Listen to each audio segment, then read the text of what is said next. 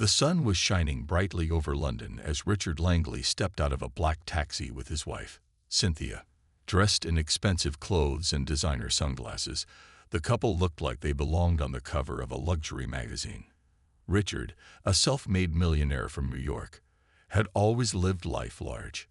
He loved attention and wasn't shy about showing off his wealth. This trip to London was no different. He wanted to make sure everyone knew he was there. Their first stop, Buckingham Palace. Richard had heard all about the famous royal guards who stood tall and silent outside the palace gates. To him, it sounded almost comical.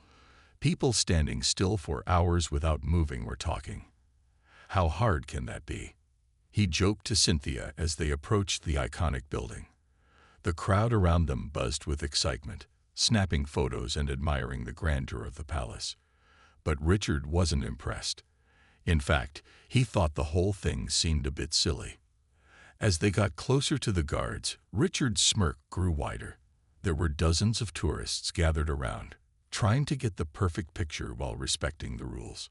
Richard, however, didn't care much for rules. He pushed his way through the crowd, ignoring mutters of annoyance from those he elbowed aside. "Watch it," someone snapped, but Richard just laughed and kept going. His confidence bordered on arrogance, and nothing could dim his mood, not even the disapproving looks from bystanders. Standing near one of the guards, Richard tilted his head, studying the man's bright red uniform and towering bearskin hat. "Look at this guy," he said loudly to Cynthia, gesturing toward the guard. "Doesn't he look ridiculous? Like some kind of oversized toy soldier." A few people nearby turned to glance at him, their expressions uneasy. Cynthia tugged at his sleeve, whispering, "Richard, please keep your voice down." But Richard waved her off, too caught up in his own amusement. The guard Richard was mocking didn't react. Not a twitch, not a blink. It was Corporal Marcus Adayemi, a young officer known for his discipline and professionalism. Marcus had faced plenty of challenges during his time in the military, but today felt different. Something about the way this man stared at him made his skin crawl. Still, Marcus held his ground, refusing to let anything break his focus. Richard, fueled by a mix of boredom and alcohol from the pub earlier, decided to push things further. "Hey, buddy," he called out, raising his phone to take a picture of Marcus. "Smile for the camera." The other tourists shifted uncomfortably, knowing full well that taking photos of the guards without permission was against the rules. But Richard didn't care. When Marcus didn't respond, Richard leaned in closer, sneering. "What's wrong? Cat got your tongue." Cynthia tried again to intervene, grabbing Richard's arm. "Come on, let's go," she urged, sensing trouble brewing. But Richard shrugged her off, laughing louder now. "Relax, Cyn," he said dismissively. "I'm just having a little fun." Little did Richard know, his idea of fun was about to spiral completely out of control. What started as harmless teasing would soon turn into something far more serious and far more damaging, for both him and the guard he was tormenting. Richard's laughter echoed through the crisp London air as he continued to mock Corporal Marcus Adayemi. The guard stood perfectly still, his posture unwavering despite the growing tension. Richard seemed oblivious, or perhaps indifferent, to the fact that his words were becoming increasingly loud and obnoxious. "Seriously, what's with this outfit?" he jeered, pointing at Marcus's bright red tunic. "Who even thought this was a good idea? It looks like something out of a kid's coloring book." The crowd around them had grown quieter, their initial excitement replaced by discomfort. Some tourists exchanged uneasy glances, while others stepped back, not wanting to get caught in the middle of whatever was about to happen. A mother nearby quickly ushered her children away, sensing trouble brewing. Cynthia, Richard's wife, tugged at his sleeve again, her voice trembling slightly. "Richard, stop it," she pleaded softly. "You're embarrassing yourself." But Richard wasn't listening. He was too busy feeding off his own bravado, fueled by the attention, even if it was negative. His eyes narrowed as he leaned closer to Marcus, who remained stoic and silent. "Hey, you," Richard said, jabbing a finger toward the guard. Don't you have anything to say for yourself, or are you just some statue pretending to be human? Marcus didn't move an inch. Years of training had taught him how to handle situations like this, no matter how frustrating or personal they might feel. Still, Richard's taunts weren't easy to ignore. There was something cutting about the way he spoke, dripping with condescension and mockery. And when Richard added another jab, questioning why someone like Marcus would even be allowed to wear the uniform, the tension became almost unbearable. Cynthia looked around anxiously, noticing the disapproving stares from onlookers.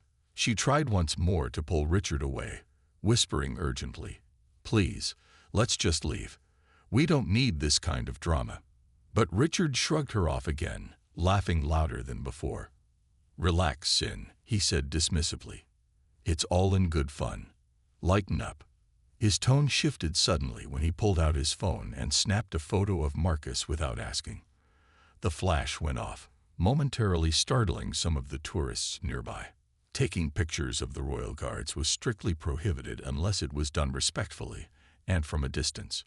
But Richard clearly didn't care about rules. He held up the phone triumphantly, showing the image to Cynthia. "Look at this. Perfect shot for Instagram, right?" That's when things took a darker turn. Richard's jokes began to take on a sharper edge, his comments laced with subtle insults about Marcus's appearance and background. Though he didn't cross into outright hate speech yet, the undertones were clear enough to make several people in the crowd visibly uncomfortable. One man shook his head in disgust and muttered under his breath, "What an idiot." Despite the mounting pressure, Marcus stayed composed. His breathing remained steady, his gaze fixed straight ahead. Inside, though, he felt a storm brewing. Every word Richard said chipped away at his patience, but he knew better than to react. Losing control now could cost him everything. Not just his position, but also the respect he'd worked so hard to earn. As Richard grew bolder, tossing out one insult after another, the atmosphere around them shifted. What started as harmless teasing had turned into something far more sinister. People began filming the scene on their phones, capturing every sneer and snide remark. No one could predict exactly what would happen next, but one thing was certain. Richard Langley had pushed things too far, and the consequences were about to catch up with him. Within minutes, the videos of Richard's shocking behavior went viral. Tourists who had witnessed the scene outside Buckingham Palace uploaded their footage to social media platforms like Instagram, Twitter, and TikTok. The clips spread like wildfire, capturing not only Richard's cruel actions, but also the stoic dignity of Corporal Marcus Adeyemi. Hashtags like #RespectTourGuards, #JusticeForMarcus, and #ShameOnRichard began trending worldwide, drawing millions of views and comments from people across the globe. The backlash was immediate and overwhelming. Viewers were outraged by Richard's blatant disrespect for a national symbol and his apparent lack of remorse. Social media users dissected every second of the video, highlighting his mocking tone, the spray paint incident, and his dismissive attitude toward both the guard and the crowd. Comments poured in, ranging from angry condemnations to heartfelt messages of support for Marcus. "This man doesn't deserve to walk free after what he did," one user wrote. Another added, "Marcus is a true hero for staying calm under such humiliation." News outlets quickly picked up the story, airing segments about the confrontation during primetime broadcasts. Journalists interviewed witnesses, many of whom described Richard as arrogant, rude, and completely out of control. One woman, who had been standing near Marcus during the incident, told reporters, "It was heartbreaking to watch. That poor guard didn't do anything wrong, and this man just humiliated him in front of everyone." Others praised Marcus for his professionalism, calling him a role model for maintaining his composure despite being treated so poorly. As the story gained international attention, Richard's identity was revealed. Photos of him and Cynthia surfaced online, along with details about his luxurious lifestyle and successful real estate business back in New York. People were quick to dig into his past, uncovering old interviews where he boasted about his wealth and influence. This only fueled the public's anger, painting him as the epitome of privilege gone unchecked. Memes mocking Richard began circulating online, turning him into a global laughingstock. Back in America, Richard woke up to a nightmare. His phone buzzed nonstop with notifications. Hundreds of angry messages, threats, and insults flooded his inbox. Friends and colleagues distanced themselves, deleting photos with him and issuing statements condemning his actions. Even his company, Langley Luxury Properties, scrambled to contain the damage. They released a carefully worded apology, expressing disappointment in Richard's behavior and announcing that he would be placed on indefinite leave pending an investigation.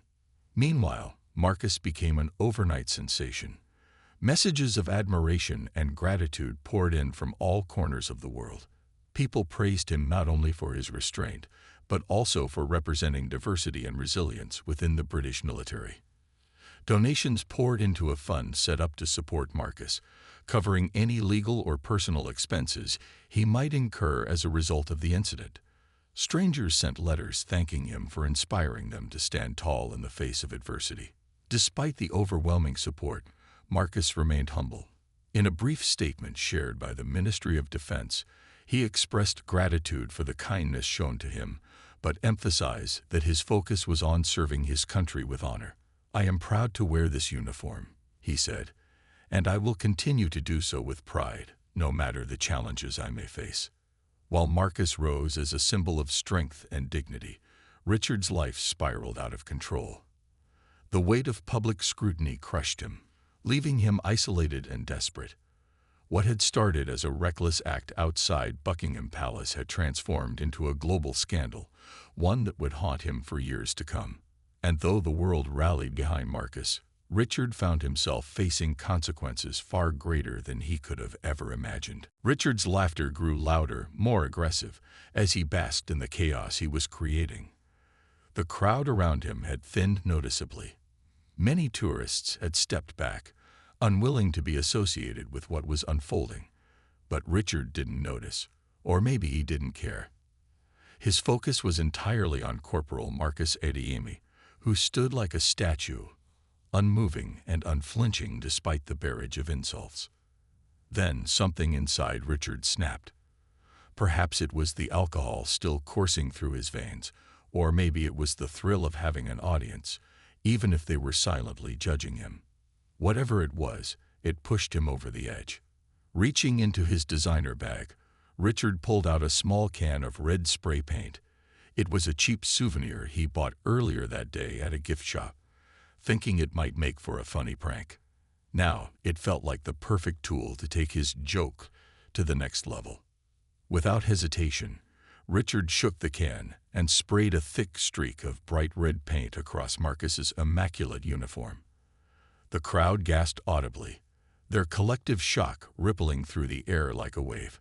Some people covered their mouths in disbelief, while others instinctively raised their phones to record the moment.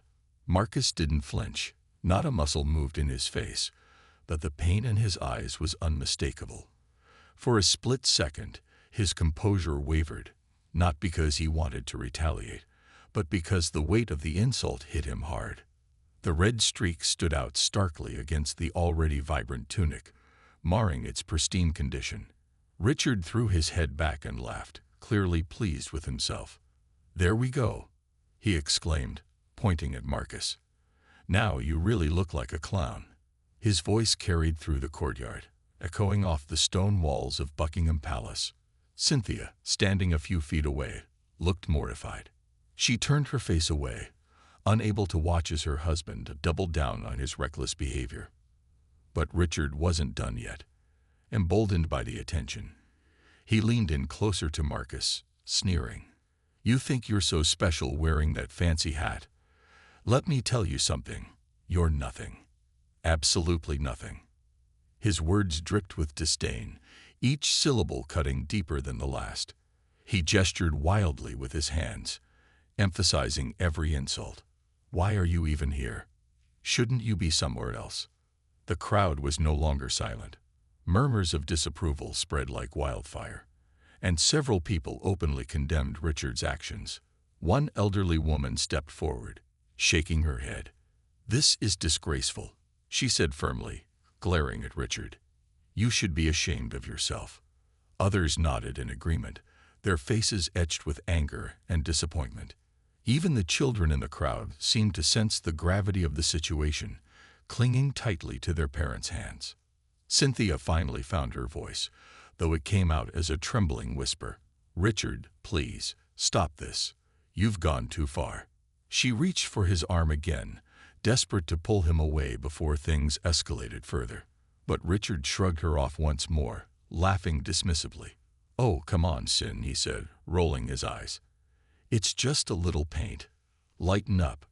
What Richard failed to realize was that his actions had crossed a line that couldn't be uncrossed. As cameras continued to roll and phones captured every detail, the magnitude of what he'd done began to sink in for everyone except him. The pristine image of the Royal Guard, a symbol of tradition and discipline, had been defaced right before their eyes. And Richard, with his loud voice and obnoxious demeanor, had become the villain of the story. As the seconds ticked by, the tension in the air grew almost unbearable. Marcus remained silent, his dignity intact despite the humiliation. But the crowd's outrage was palpable, simmering just beneath the surface. Unbeknownst to Richard, his life was about to change forever, all because of one reckless act that would soon be broadcast to the entire world. Months turned into years, and the lives of Richard Langley and Marcus Adeyemi continued to unfold in starkly different directions. For Richard, prison was a harsh teacher. The once proud millionaire found himself stripped of all luxuries, forced to live in a tiny cell with little privacy or comfort. His days were filled with mundane tasks: cleaning floors, working in the kitchen, and attending mandatory counseling sessions. At first, he resented every moment, lashing out at guards and fellow inmates alike. But as time passed, something shifted inside him.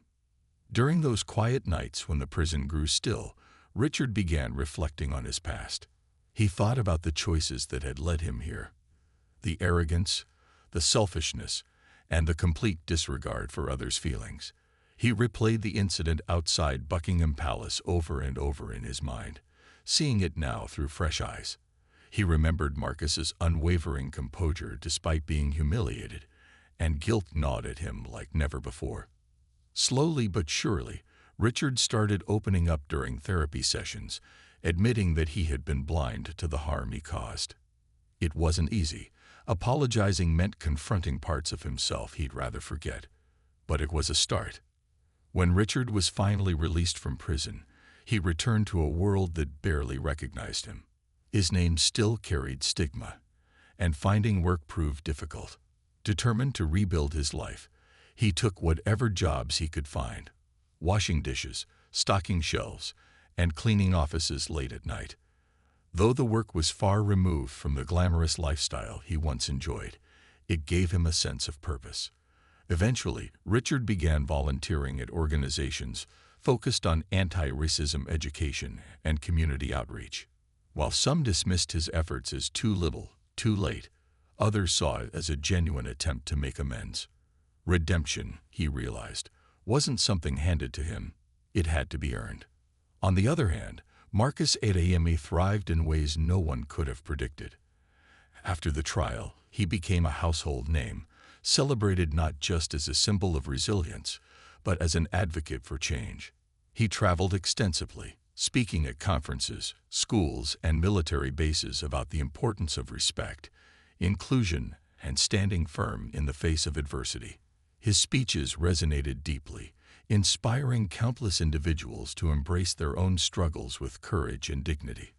"I didn't ask for this spotlight," Marcus often said with a humble smile. "But if sharing my story can help someone else rise above their challenges, then I'll keep telling it." Marcus also played a pivotal role in reshaping policies within the armed forces. With support from senior officials, he helped establish training programs aimed at fostering diversity and empathy among recruits. These initiatives emphasized cultural sensitivity, conflict resolution, and mental health awareness, ensuring that future generations of soldiers would be better equipped to handle situations like the one he endured. Beyond his military duties, Marcus remained committed to giving back to his community. He mentored young people from underrepresented backgrounds, encouraging them to pursue careers they might otherwise think were out of reach. While Richard worked quietly to rebuild his life, Marcus stood tall as a beacon of hope and progress. Their stories served as a powerful contrast, one man seeking forgiveness after causing harm, the other using hardship to uplift others. Together, they reminded the world of two universal truths. Actions have consequences, and transformation is possible even in the darkest moments. Years later, when asked about Richard during an interview, Marcus simply said, "What happened that day changed both our lives forever. I don't hold hatred in my heart. I've moved past it. If he truly wants to change, I wish him well." Those words echoed far beyond the room where they were spoken, offering a message of grace and humanity that lingered long after the cameras stopped rolling. In the end, the incident outside Buckingham Palace became more than just a cautionary tale. It was a testament to the power of resilience, accountability, and second chances. And though their paths diverged dramatically, both Richard and Marcus emerged forever changed, each carrying lessons that would shape them for the rest of their lives. The fallout from Richard's actions wasn't just limited to social media outrage and public shaming. It quickly escalated into serious legal trouble that left him scrambling to defend himself. British authorities wasted no time filing charges against him for criminal damage, disorderly conduct, and hate speech crimes. The evidence was overwhelming. Video footage captured every moment of the incident in high definition, showing Richard's deliberate actions and offensive remarks. Even worse for him, witnesses came forward to corroborate the events, leaving little room for denial. Facing extradition back to the UK, Richard hired a high-profile lawyer known for handling celebrity scandals and corporate lawsuits. He hoped that throwing money at the problem would make it go away. But this case was different. Public sentiment was firmly against him, and even his own legal team seemed less than optimistic about their chances. "This is going to be a tough fight," his lawyer admitted during one of their meetings. "People are angry, not just in Britain, but everywhere. You're not just dealing with the law here. You're dealing with public opinion." As the investigation unfolded, more details emerged that painted Richard in an even worse light. Security footage from nearby shops showed him behaving erratically before the incident, including knocking over a street vendor's cart and yelling at pedestrians. These small acts of aggression bolstered the prosecution's argument that Richard had been reckless and dangerous long before he confronted Marcus. The court also considered statements from tourists who described how intimidated they felt by his behavior, further cementing the idea that Richard posed a threat to public order. Meanwhile, Corporal Marcus Adeyemi took legal action of his own. With the support of advocacy groups and pro bono lawyers, Marcus filed a civil lawsuit against Richard for emotional distress and defamation. The lawsuit argued that Richard's actions weren't just an attack on Marcus personally, but also an assault on the values of respect and diversity within the military. Media coverage of the lawsuit only added fuel to the fire, keeping Richard's name in headlines around the world. Each new development brought fresh waves of criticism, making it nearly impossible for him to escape the spotlight. Back home in New York, Richard tried to keep a low profile, but the pressure mounted daily. Friends he once considered close stopped answering his calls. Business associates distanced themselves, canceling meetings and severing ties. His company, Langley Luxury Properties, faced boycotts from clients who refused to work with a brand associated with such controversy. Within weeks, Richard went from being a celebrated millionaire to a pariah whose reputation was in tatters. Even his family began to turn against him. Cynthia, frustrated and humiliated by his behavior, moved out of their penthouse apartment and filed for divorce.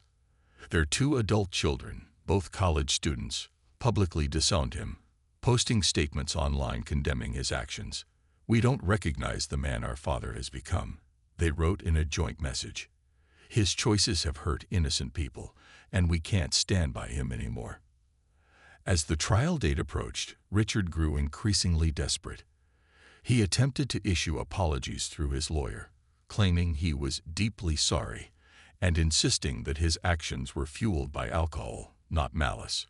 But the public wasn't buying it. To many, these apologies felt hollow and insincere, a last-ditch effort to save face rather than a genuine acknowledgement of wrongdoing. In contrast, Marcus continued to gain widespread admiration. He used the platform thrust upon him to speak out about issues close to his heart, including racism, mental health awareness, and the importance of respecting others. His story resonated deeply with people from all walks of life, inspiring countless conversations about accountability and compassion. While Richard faced the prospect of prison time and financial ruin, Marcus stood tall as a beacon of hope, a reminder that dignity and resilience could shine brightest in the darkest moments. For Richard, the upcoming trial loomed like a storm cloud, threatening to wash away whatever scraps of his old life remained. For Marcus, however, the future looked brighter than ever. The stark difference between their paths served as a powerful lesson. Actions have consequences, and redemption is earned, not given. The courtroom was packed on the day of Richard's trial, with journalists, activists, and curious onlookers filling every available seat. Cameras flashed outside as Richard arrived, his head bowed low to avoid meeting anyone's gaze. Gone was the confident swagger he once carried. Now he shuffled nervously, flanked by security guards who ensured he wouldn't try to escape the growing storm around him. The world watched closely, eager to see justice served for the man whose actions had sparked outrage across continents. Inside, the atmosphere was tense. Prosecutors laid out their case methodically, presenting video evidence, witness testimonies, and expert analysis that painted Richard as reckless, entitled, and deeply disrespectful. Clips of the incident played repeatedly on a large screen in the courtroom, showing Richard mocking Marcus, spraying paint on his uniform, and making derogatory remarks. Each replay felt like a fresh wound, not just for Richard but for everyone present. Even the judge seemed visibly disturbed by what they saw. Richard's lawyer tried to argue that his client's behavior was an isolated lapse in judgment fueled by alcohol, but the defense fell flat. Witnesses recounted how Richard had acted aggressively even before approaching Marcus, including knocking over a street vendor's cart and yelling at bystanders. These accounts undermined any attempt to portray him as merely misunderstood or momentarily impaired. When it came time for Richard to speak, he struggled to find words. His voice cracked as he read a prepared statement apologizing for his actions, though many in the room, including Marcus, remained unconvinced of his sincerity. In the end, the verdict was swift and damning. Richard was found guilty on all charges: criminal damage, disorderly conduct, and hate speech crimes. The judge delivered a scathing rebuke during sentencing, calling Richard's actions a disgraceful display of privilege and prejudice that disrespected not only Corporal Marcus Adeyemi, but also the institution he represented. Richard was sentenced to 2 years in prison, fined heavily, and banned from entering the UK ever again. As the gavel came down, Richard broke down in tears, collapsing into his chair while reporters captured every moment. While Richard faced the consequences of his choices, Marcus continued to shine as a beacon of resilience and hope. Following the trial, he received numerous awards and honors recognizing his composure and courage during the ordeal. Military leaders praised him for upholding the values of discipline and dignity, while advocacy groups celebrated him as a champion for diversity and inclusion. Despite the accolades, Marcus remained humble, always redirecting praise toward the broader cause of equality and respect. He also took steps to ensure that incidents like this wouldn't happen again. Working closely with the Ministry of Defense, Marcus helped implement new training programs designed to prepare soldiers for handling difficult situations involving members of the public. These initiatives emphasized de-escalation techniques, mental health support, and cultural sensitivity. Additionally, Marcus became a mentor to young recruits, particularly those from marginalized communities, sharing his experiences to inspire them to persevere despite challenges. As news of Richard's imprisonment spread, public opinion remained divided. Some believed the sentence was fair, arguing that accountability was essential to deterring similar behavior in the future. Others thought it was too lenient, given the global impact of Richard's actions. Regardless of where people stood, one thing was undeniable. Richard Langley's name would forever be associated with arrogance and prejudice, while Marcus Adeyemi's legacy would stand as a testament to grace under pressure. For Richard, life behind bars was a harsh adjustment. Surrounded by inmates who recognized him from news reports, he endured taunts and hostility daily. Yet, amidst the chaos, moments of clarity began to surface. During quiet nights in his cell, Richard reflected on the chain of events that led him here. The unchecked entitlement, the disregard for others' feelings, and the toxic mindset that blinded him to the harm he caused. Though redemption seemed distant, these reflections hinted at the possibility of change. Meanwhile, Marcus returned to his duties at Buckingham Palace, standing tall and proud in his uniform. To the crowds gathered outside, he wasn't just a guard. He was a symbol of strength, perseverance, and humanity. His story reminded the world that true character is revealed not in moments of triumph, but in how we respond to adversity, and that dignity will always outweigh disgrace. Richard's life unraveled faster than anyone could have predicted. The once mighty millionaire, who had strutted through life with an air of invincibility, now found himself stripped of nearly everything he held dear. His luxurious penthouse in Manhattan was foreclosed after he missed multiple mortgage payments. Money that had previously flowed effortlessly into his accounts had dried up overnight. Sponsors pulled out of deals, luxury brands severed partnerships, and even his private jet membership was canceled. For a man who thrived on appearances, this sudden fall from grace felt like a cruel twist of fate. His company, Langley Luxury Properties, crumbled under the weight of bad publicity. Clients refused to work with a firm associated with someone labeled a racist bully in international headlines. Employees quit in droves, unwilling to be linked to Richard's tarnished name. Within months, the business Richard had spent decades building was reduced to a shadow of its former self. Bank accounts were frozen due to unpaid taxes, and creditors circled like vultures, eager to claim what little remained of his assets. The personal toll was even more devastating. Cynthia finalized their divorce, taking half of what little wealth they had left. She later told friends that she couldn't bear to stay married to someone whose actions had caused so much pain, not just to strangers but to their own family. Their children, Ashley and Ryan, cut off all contact with him. They stopped responding to his calls and blocked him on social media, leaving Richard completely alone. Holidays, once filled with laughter and indulgence, became silent reminders of how isolated he had become. On the other hand, Marcus Adeyemi continued to rise as a symbol of strength and dignity. The lawsuit against Richard moved forward, and though it took time, justice prevailed. A judge ruled in Marcus's favor, ordering Richard to pay substantial damages for emotional distress and defamation. While the financial penalty added to Richard's woes, it also served as validation for Marcus, proving that his resilience deserved recognition. Donations poured in to help cover legal costs, allowing Marcus to donate the settlement money to charities supporting diversity and inclusion within the armed forces. Marcus's newfound fame opened doors he never imagined. Invitations to speak at conferences, universities, and community events flooded in. He used these opportunities to share his story, not to glorify himself, but to inspire others. "What happened to me wasn't easy," he said during one speech. "But it reminded me that we can choose how we respond to adversity. We can let anger consume us, or we can rise above it." His words resonated deeply, earning standing ovations wherever he went. He also became a mentor to young recruits in the military, particularly those from underrepresented backgrounds. Many saw themselves in him, a man who faced prejudice but refused to let it define him.